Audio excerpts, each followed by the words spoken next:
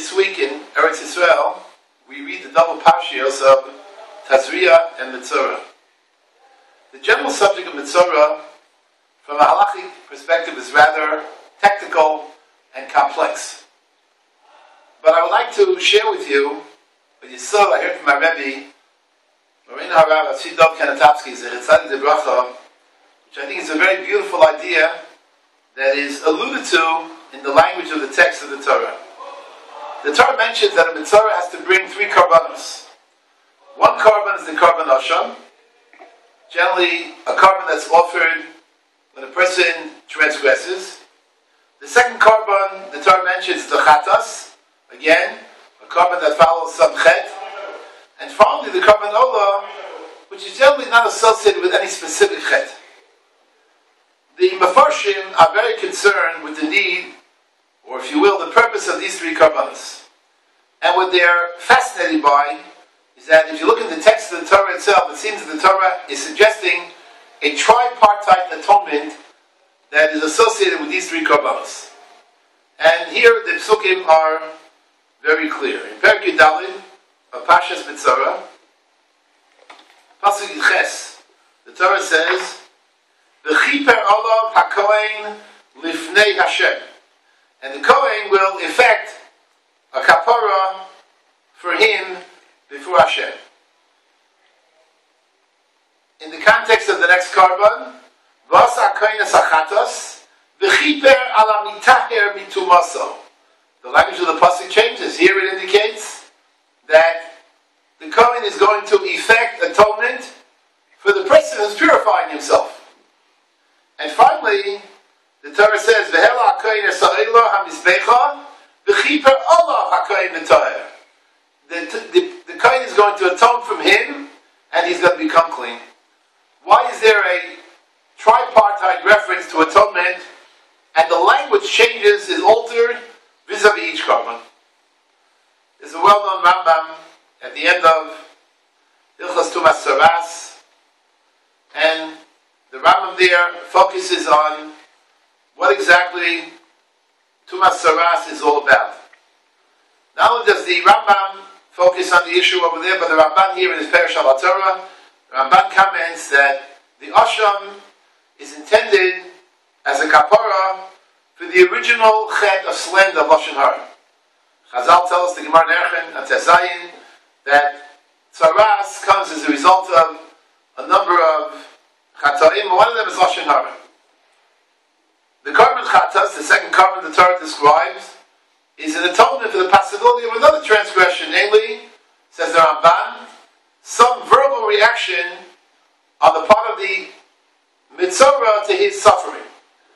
The Mitzorah, as you know, B'chutz HaMachan and Moshevo, he has to leave and go outside all three machanos, and we assume that his suffering and isolation affected him to the degree that he spoke out against Hashem Yisborach and questioned the justice of Hashem Yisborach. And finally, the karban olah, the third karban, says the Ramban, is not intended to atone for any chet, for any transgression, but rather l'tahir also, to purify him, so he can return to his home and to his normal life. These are the three karbanos that the Ramban identifies and accentuates. The Netziv also in his Perush al Torah, the Hamik Davar, deals with the same issue. More or less he follows the direction of the Ramban, with one exception.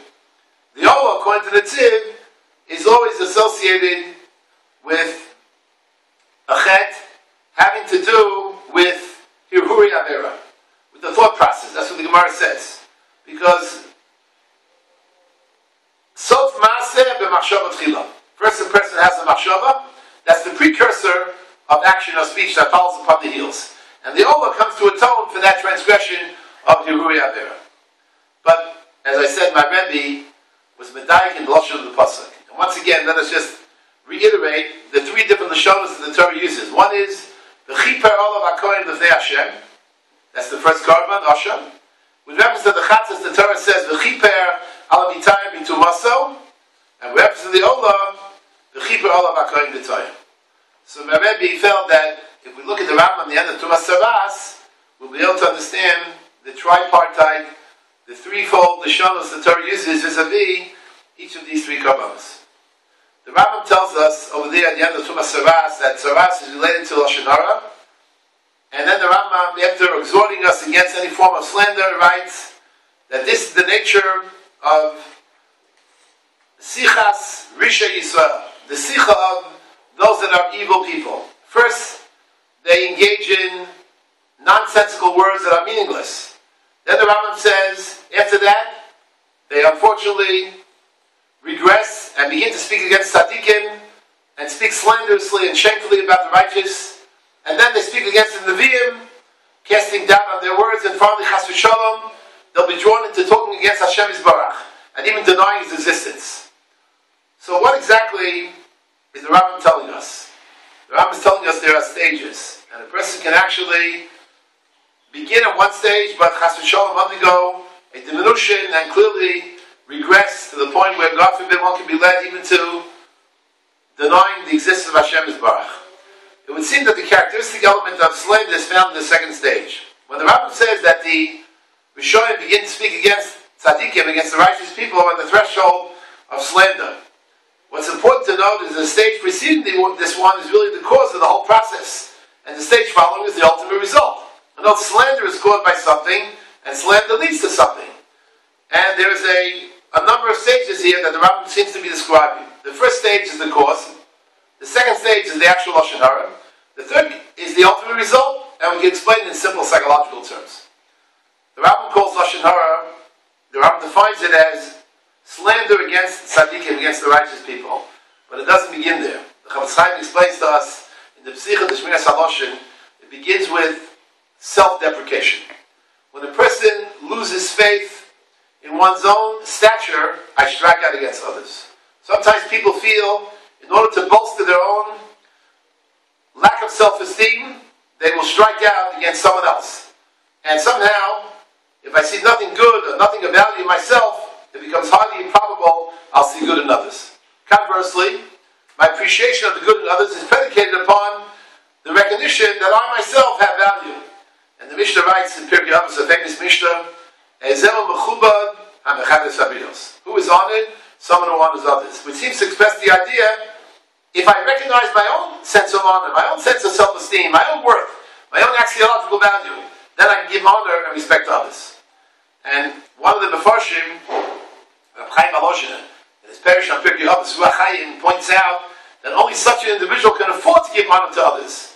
The one who doesn't recognize his own value slanders others. He has no sense of self-esteem, and therefore he's going to be guilty of Lashon Hara.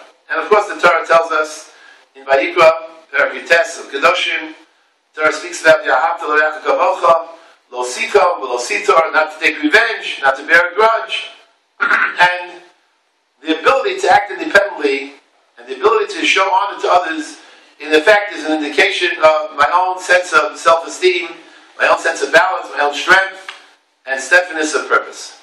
And therefore, the Rambam is describing a group of individuals with no purpose in life. As the Rambam himself says, describing or discussing divrei havai, words that are nonsensical, and leads to a wasting of time, lowering of one's self-esteem, eventually leads to slander, and perhaps even jealousy, and Rahman al-San. It could even lead to, God forbid, being kofar in Hashem Yisbarach. It's only a step from the inferiority complex of the Rasha to an overemphasized superiority complex to cover up my own weakness. And I'm not doing it in a meaningful, constructive manner, but rather in an unhealthy access, cancerous access of pride that borders on gaiva and arrogance, which is a kind of avodah zarah, a kind of idolatry, the Chazal say. So that's the Rambam's analysis of Lashon Hara. There are stages. The roots, the actual transgression, and finally the ultimate result. Therefore, my Rebbe, Rav Kanatapski Zatzal, said, based on this Rambam, based on the three stages, let's now re-examine the Psukim, the three Karbonos, the three Lashonos that the Torah uses. The Torah first insists that the Mitzvah offer a Karban Hashem, which is more demanding than the Karban Chatas. And why is this offered as a Kapara? The Chiper, the Torah says, the Chiper, Olav HaKayin Lifnei Hashem. It's offered as an atonement for the ultimate result, the crime against God. The denial of the existence of God, which according to the Rambam falls upon the heels of Lashon Hara. And therefore the pasuk says, "V'chiper olav ha'kohen l'vnei Hashem." The transgression against Hashem Yisbarach is one that's being stressed here. That requires atonement. Then the Torah says the chatas, the second korban. This korban is intended as an atonement for the chet of Lashon Hara. here the Torah says, "V'chiper ala mitaher mitumaso." It relates to the chet, the transgression, which is at the very center of the entire drama. And now, finally, the Torah says the third carbon, which of course is the root of the slander, namely in the self-image of the individual. It's necessary to build up the individual, to teach him that he has self-esteem. Every one of us has worth. Every one of us has value. Everyone has what to contribute. Everyone has a purpose. And that's the function of the Eilah, to elevate the individual, to impress him with the possibility he can come close to Hashem Yisbarach. He has meaning in his life. He's elevated up to Hashem. And therefore the Pasuk says, the Chiper Olav HaKayin V'Toyer. The Kayin is going to atone for him, and he's going to be pure. So we see that the three stages of the Rambam, which essentially the issue that the Torah is addressing, is the most important issue in the human being's life: self-esteem. Everyone has to feel a sense of chashivus. Everyone should feel a sense of self-worth. Everyone should feel they have what to contribute. And that's how Kodesh Baruch Hu created every human being with talents that no one else has. Our physiognomies are different. Our talents are different. All of us have talents. All of us have the capacity and the ability to come close to Hashem Yisbarach. Each one has the ability to contribute in his or her own way. And the moment we recognize that, then Be'ez Hashem Yisbarach, then a person achieves the highest level of Torah. And that's exactly the process that the Torah is trying to describe here in Mitzvah, for the Mitzvah to be able to once again repair that lack of self-image, that lack of self-worth, and come to a point where he has a sense of self-esteem, and then the Torah process